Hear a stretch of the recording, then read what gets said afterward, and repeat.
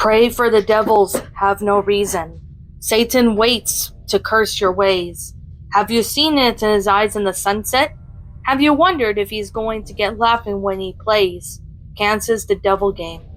This is a set of instructions for how to speak with the devil, which, as those of you with any sort of brains at all might denote, it is a patently moronic proportion on this face of it, one likely to culminate in any number of thoroughly unpleasant fates.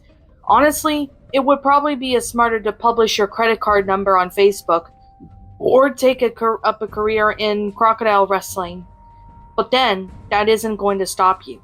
Not that you're only sincerely interested, at least, technically, if you do everything just right. There is a fair chance you'll walk away scot-free, and that seems to be a reason enough for some people to decide if it was a good idea. Especially if you're the fate-tempting, thrill-seeking, scared junkie type, or the desperate type. Which brings me to the point of clarification I ought to make. This is not a manual for making any kind of frustration bargain. You know that whole sell your soul type of deal. If you happened to bring it up in conversation, you certainly won't be the one to refuse. Following through with such a foolhardily bargain, however, would necessitate removing some of the protections you will need to put on in your conversation. And I don't think I need to spell out why that would be a bad idea if you're mathematically impaired enough to wait to trade for something that will last an infinite number of years, or something that might last about 90 tops. There is plenty of other rituals out there for you to follow. This one, if performed correctly, should only allow the two of you to talk. This perhaps begs the question of why exactly you would want to speak with the devil in the first place.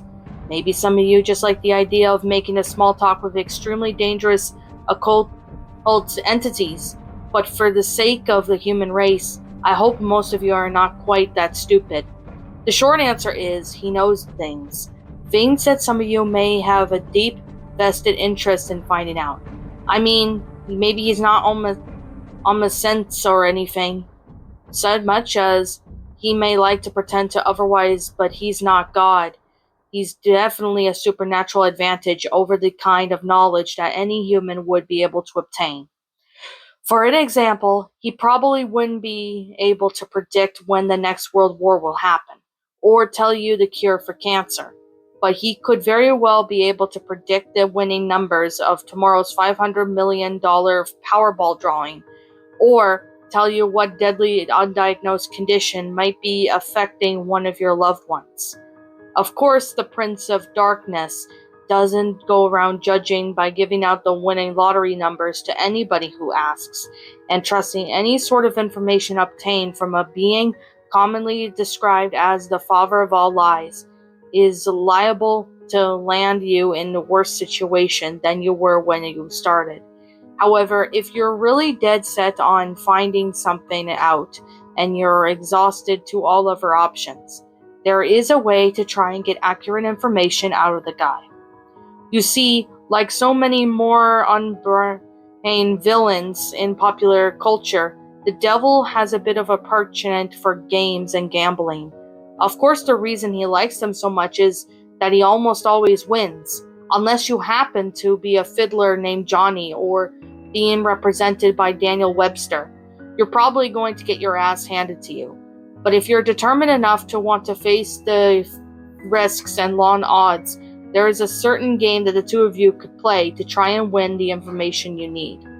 First things first though, we'll start off with the description of summoning process, then get to the rules of the game, some tips for how you play, and finally, of course, the inevitable entity of arcane shit that might go horribly wrong. In order to contact your conversational partner, you'll need to go to a church at midnight. It doesn't matter what kind of church, large, small, old or new, liberal or conservative, as long as you're sure that it'll be empty. The last thing you want is some preacher to walk in on you while you're in the middle of this. For the sake of the preacher's well-being as much as your own, the process will probably work best if you try it on a new moon or a full moon, or Friday the 13th for Halloween. The actual day is less important than the psychological effect that it has on you. As long as you don't try it on Christmas Eve or anything stupid like that, you should be fine. The time is important though.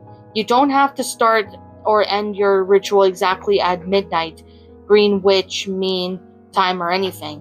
But as a general rule of thumb, you ought to show up before midnight and have everything set up no later than 10 or 15 minutes later. Now show up a lot before midnight if you don't know how you're going to get in. Shockingly enough, most houses of God tend to lock their doors at night, at least if no one's there to watch over them. And remember, we want empty, got it? There are of course certain things that you must bring, certain things you can't bring for this ritual. You will need a full can of salt. You won't use it all, but it's always good to have more than you have less. 7 candles, red or white being preferable. Something on the light to candles with. You should be shocked with how often people forget this. Occult ritual or not, they are going to magically light themselves. A length of red string, rope, yarn, or thread. A full-length floor or wall mirror. Ideally, you want to find one of those already present in the church, if they are unwindly to be lunging around with you during a break-in. However, if they aren't really there, you'll have to bring your own. You might also find it useful to bring some markers, pencils, paper, a flashlight, and any sorts of tools that might be necessary to secure your entrance into the church. You will not be permitted to bring any electronic or timekeeping devices. This includes all cell phones, smartphones, tablets, e-readers, MP3 players, PDAs, calculators, wristwatches, pocket watches, kitchen timers, hourglasses, etc., etc., etc. Seriously, it's worse than the SAT. If you are one of those people that has your smartphone practically wired into your brain, don't worry, you could bring those with you to the church as long as you leave them outside the room which you'll be doing the ritual. If you brought a flashlight, helpful finding your way around without attracting unwanted attention, leave that outside too. Also, don't bring any sorts of religious paraphernalia with to protect you, especially if it pertains to the Abrahamic religions. And yes, if those gaudy black cross earrings that you're wearing is hanging right side up, they count. If you don't have any kind of symbol like that with you, the devil will simply refuse to appear. Don't worry, you're not going to be totally unprotected. In fact, most of your supplies are not for any sort of devil summoning ritual, but your own protection. Old superstitions and folk magic remedies to guard on oneself from evil. From what I know of, the effects mostly based on the power of belief, so there are probably numerous other projects, artifacts, and procedures that would work just as well. If you like to risk being left helpless at the mercy of the devil in order to test that fury, feel free to experiment. However, for anyone without a psychotic death wish, I recommend sticking to the ritual as follows.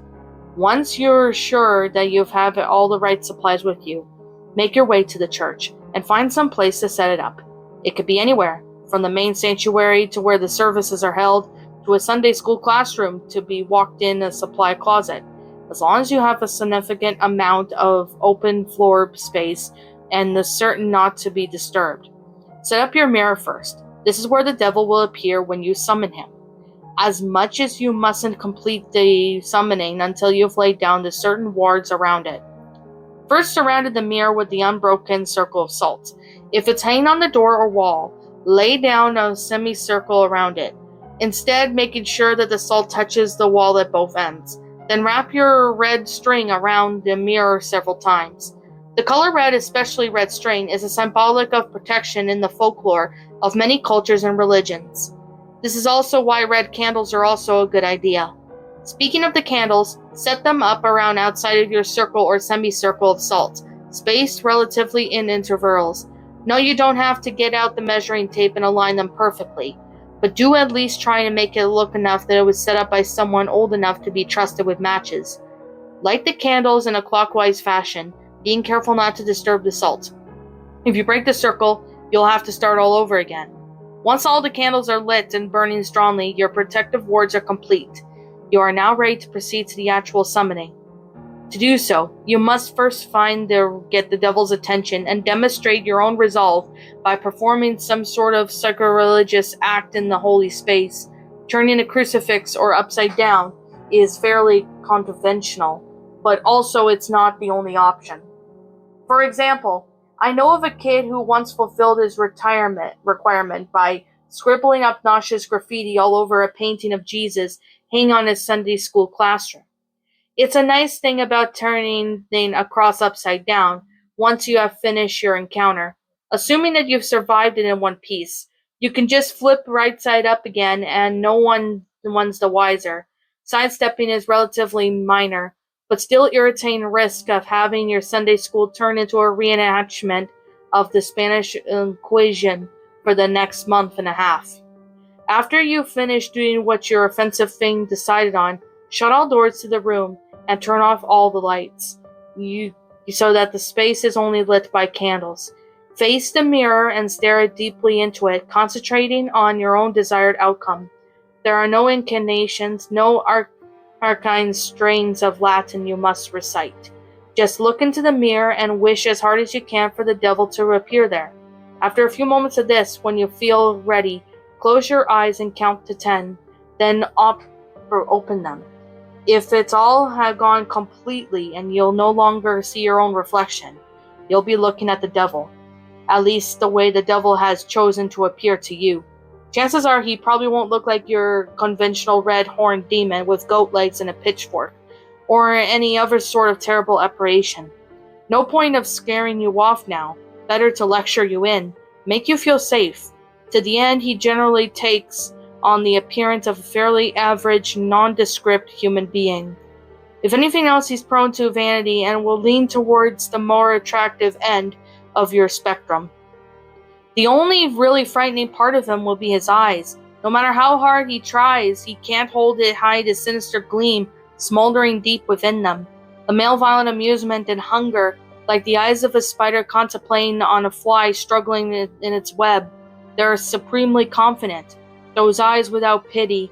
Don't look into them too deeply, or you'll begin to feel helpless and paralyzed with dread, losing your hope and will to fight. Since you'll probably be standing there staring at him in shock for a few moments, having on some level of expected for the ritual to fail, he'll initiate the conversation by asking you what it is you desire from him. If you can gather your wits enough to string together an incoherent sentence, you could respond with something like, "I wish to challenge you in a game of question and response." If you don't get the words exactly right, he'll know what you mean, and he'll accept your request with the wide, predatory grin of anticipation. He's been playing this game for a long time, you see, and he's very good at it. Most humans, on the other hand, are not. This gives him the chance to, at the very least, really mess with your mind, and at most, well, we'll save the idea for an inchiny of that shit that could go wrong. You'll have to play it very smart to avoid justifying his expectations. The general rules of the game are very simple, with several caveats that can make things more complicated. He'll begin asking you a question. He always initiates the game. It could be anything, from a piece of obscure trivia to a riddle, an extremely personal inquiry. Don't worry, you'll be immediately plunged into hell if you say the wrong answer or something like that. As a matter of fact, he won't even tell you got the answer right or wrong. After you've answered his question, you'll ask him one in return. Now, here's where the consequences of your response came in. If you answer his last question correctly, he'll respond with your question as honestly and as accurate as he's able to. However, if you answer it incorrectly, he is free to lie to you and sees fit. Perhaps if you asked him something you're better off not knowing, he'll tell you the truth about it anyway. Most likely he'll feed you to the most insidious damaged lie he can come up with. Either way, after he's responded, he'll ask you another question, and the process will repeat over and over again until you decide to call it quits. Now you may be sitting there thinking that sounds fairly easy to get the information you need. All you have to do is wait for a question you can answer correctly, and then take that opportunity to ask him what you really want to know, ignoring everything else he did as well. Well, it's not that simple. The devil will never give you an easy question. The one that can completely sure to answer to He may instead ask questions that you might have some vague knowledge of, and you think you maybe know the answer to, but aren't really confident, thus forcing you to endlessly second-guess yourself, obsessing over whether or not you can't trust the information he gives you next. Perhaps you'll think what he said was a lie, wish it was a lie, but internally consumed by doubt, unable to fully convince yourself that you were wrong. Or perhaps you'll have to make the huge choice based on the information that he gives you, and be tormented by fear and indecisiveness. You realize that your fate, and perhaps the fate of others as well, rests entirely on whatever you or not were able to answerly correctly recall some of the arcane pieces of trivia that you don't even remember now. You'll never remember the exact questions the devil asked you. By the way, that would make it too easy for you to go back and check your responses. Or maybe instead of testing your knowledge, he'll ask you something personal. Something to you lie to yourself, but you'll answer back to him, thinking you've got the answer correct. No, I didn't resent my sister. Yes, I would return the money to the police, but he'll know better than you to do that you're lying, and he'll lie you in return. And you'll believe him until you're no longer able to deceive yourself. And by then it might be too late. Or maybe he won't give you a chance to an accurate response at all. Maybe he'll just ask you endless strings of completely impossible questions, making you more and more frustrated and disheartened as you realize you'll never be able to force him to tell you the truth. Questions like, what is the exact height of Mount Everest centimeters in the year 1666? Or what is the airspeed velocity of an laden swallow? Although, knowing his sense of humor, if he asked the latter, he might consider African or European a correct response. There are a couple ways to short circuit this particular strategy. However, additional rules and courses of action may make the game more interesting and prevent you from being stonewalled completely. In all honesty, though, he probably would prefer you to try one of these options anyway. The first is to ask him a riddle instead of a question.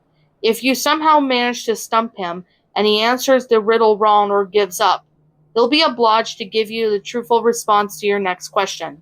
If he answers the riddle correctly once again, don't worry, he won't pounce on you like a sphinx or drag you into hell.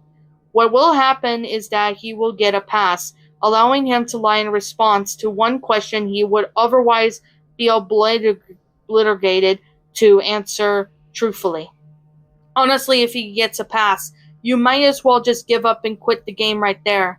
It's nearly impossible to determine when he's telling you the truth under the best of conditions. Adding another layer to the complexity by constantly trying to figure out when and if he used his pass, if it's about enough to make any normal person's brain explode. There's no way, just forget it. The second option for you to take is a dare from him. If you accept it and vow to follow through, then once again he'll have to answer your next question truthfully. If you chose to instead reject it, he'll get another pass.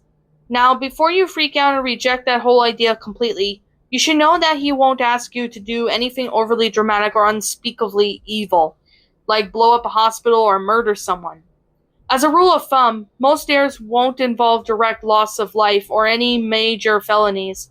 However, they certainly won't be easy, inflicting severe pain on yourself, doing something that terrifies the shit out of you, cutting off a treasured relationship publicly, humiliating yourself or someone you love. All those things and more, things you might not even be able to imagine, are completely on the table.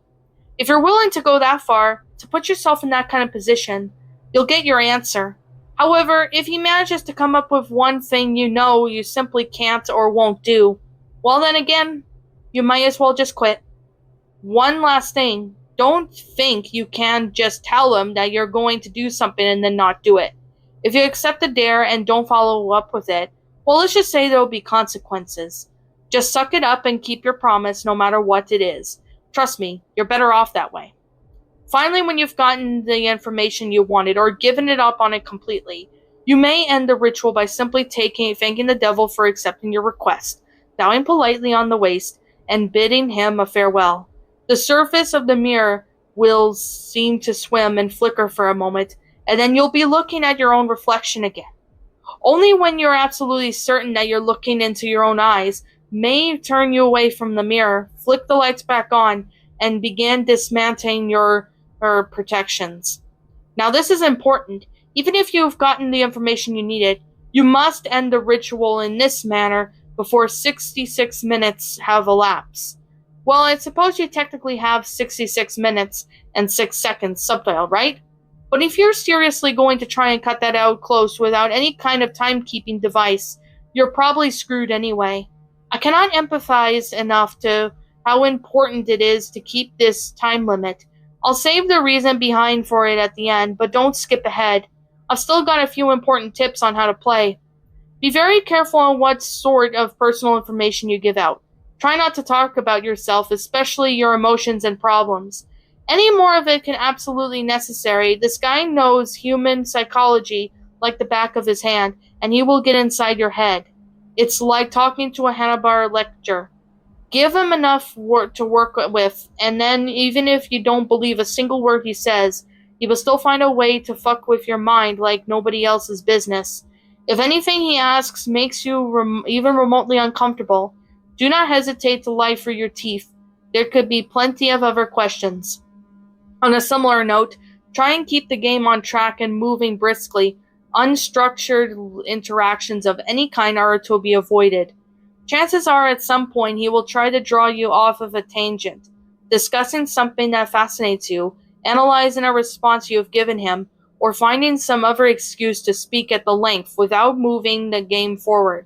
This is not only a waste of valuable time, but also another excellent opportunity to mess with your mind. If you choose to give him a riddle, use one you've made up yourself. If your riddle that has been written down anywhere at all, from the pages of The Hobbit to some long-lost tomb of ancient magic, he will already knew the answer. With that, it is still to be a legitimate riddle, with that answer that makes logical sense from the angle. You can't just ask something like, what's green and has 10 legs and hops, and then claim for some inexplicable reason and the answer was marshmallows. Nor you can ask him a straight question like, what have I got in my pocket? He probably knows that anyway. There are no hard and fast rules to determine whether your riddle makes sense or not, but you're a reasonable human being and your ancestors ate from the tree of knowledge. Please, for the love of crap, use common sense. For, if you chose to take a dare, there is a slight chance that the devil will ask you to do something seemingly easy. Deliver a letter, for instance, or scribble on a 10-digit number on a public restroom stall. If he does this to ask you for something like this, and you even shred a common decency in you, do not accept. Chances are that he's using you to get further sinister plot. One lie will ruin a lot of lives and could harm a lot of people. Who knows? Maybe you're the type of person who really doesn't mind throwing an unknown number of total strangers under a bus to find out what you know, but at least you're aware that it is what you're doing. Last but not least, be aware of the time. It may be helpful to do some practicing beforehand to get a feel of how long an hour is without a watch. The devil would probably put off discussing the things that you're most keen about for as long as he can, and as you near the 66-minute deadline, he'll start trying harder and harder to distract you, captivate you, and others while you keep playing until it's too late. He'll string you along, feed you to the glimmer of false hope you keep thinking. Just a few more minutes. I'm almost there. Don't fall for it. Don't ever go over the time limit, no matter what. Now, you might be thinking this game really doesn't sound all that dangerous so far. Threats of psychological damage rarely seems to be carrying the same weight as threats of the physical harm, even though their costs are often too as great.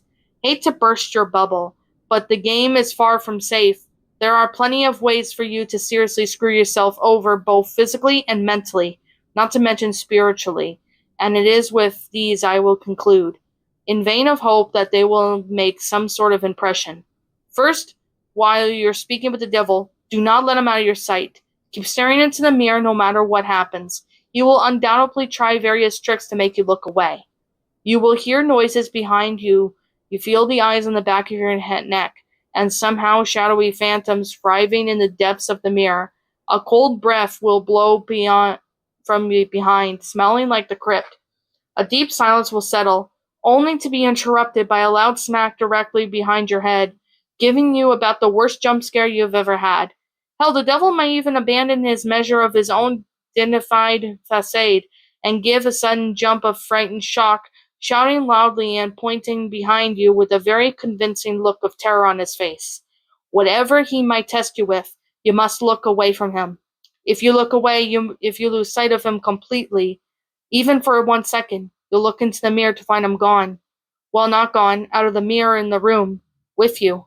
Exactly how much of your body the police will find the next morning, and what state it is depending entirely on the sort of mood he's in. The same thing will occur if you break any of the protections laid down before beginning the ritual, interrupting the circle of salt, setting the red string in wind, knocking over a candle, or letting one go out. Any of those things will free him from the mirror, and then you're all a bunch of creative horror junkies. I'm sure you can fill in the blanks. On a different topic, you might reach a point in the game, probably after a long series of maddening, impossible questions, where the devil asks you decrepitly simple question. What is your full name? You must not give it to him. Names can be something of great power, although the devil will, of course, already know your name. Telling it to him yourself is akin to inviting a vampire to your home. Your name is deeply synonymous with your own inner self. Thus, giving him your name is powerfully symbolic of giving him yourself. If you are foolish enough to make this mistake, all of your protections will be for naught, and he will seize up upon your unwinding offer with a malicious glee, stealing away your soul and dragging it back with him to hell. At least this way the police will find a complete identical body. As a matter of fact, your vacant shell will be totally diminished, seemingly having dropped dead of sheer terror. Then the matter of what happens if you go over the limit. This is arguably the worst thing you can ever do. You won't think of it at first. The devil will give you no indication that you exceed the boundary, and you will conclude the ritual as if nothing had gone wrong. Perhaps if the devil's image in the mirror resembles and gives away, you'll see practically nasty, triumphant smirk flash across his face, but it will easily be dismissed as your imagination. You'll turn the lights back on and gather your belongings and leave to go to the room. But when you open the door, you'll see nothing. That's right, nothing. Just a flat white void extending indefinitely in all directions. Only a room which is reflected in the mirror will now exist. Incidentally, if you turn back and look around the mirror again, you may catch a glimpse of your own reflection. Perhaps it will turn and favor you with a smirk and a cheeky wave before stepping out of the door into the perfectly normal church hallway. You may have already figured out, you yourself are no longer in the church at this point.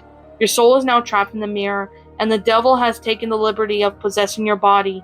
Now that you're no longer using it, pound on the glass and scream as you like. You'll never get out on your own. No exorcist can help you. But don't worry, it's not like you're in hell, right? At least not necessary. What you have to understand, see, is that a human soul, stripped bare of its flesh and deeply volatile, unvulnerable thing, especially when it's trapped in the land of the living. You are now entity of purely mental properties. As such, the barriers between what is real and you is imaginary and have been completely dissolved. As you will fill that reflected room with anger and sorrow, your fear of being trapped, these emotions will begin to coalesce, given by your mind. If you're not practically imaginative, these creatures may not be too terrible, may not be able to inflict too much horror and pain. With time, you may be able to teach yourself how to get rid of them. If, however, yours is a mind haunted by monsters, a mind that is vibrantly creative and imaginative and more than usually twisted, well, there's no telling what horrors might come crawling out of their maelstrom, or tasting the sweet release from the confines of your subconsciousness, hungering for your terror and suffering. They will refuse to be banished, dragging you and kicking and screaming into the positive feedback of lost pain and fear. Needless to say, if you're a regular patron of websites like this one, you're probably well all fucked. There's only one way to release from the mirror, and that world you've created the fear in. They say that if you call the devil once more and ask him to free you, he'll probably be willing to take you out. For the usual fee, of course. Who knows, maybe your imagination is twisted and powerful enough to create a personal hell that leads you begging for the real thing. Those talents may become good into good use. There are over 7 billion people in the world after all. Even the devil himself can't be messing with all the minds at once. Talented help is always appreciated. Of course, the culinary to being trapped inside the mirror is that the devil now gets to whatever he wants in your body until sunrise. Around that time, your body will mercifully drop dead from the strain of possession. An autopsy will probably identify causes you to be some kind of coronary event. Don't get too relieved, though. He's perfectly capable of stirring up plenty of trouble for those few hours. For instance, he may decide to go do something big and dramatic, like purchase a large meat cleaver to go on a murder spree, stirring the names of your address book and working his way down to complete strangers, if he has time.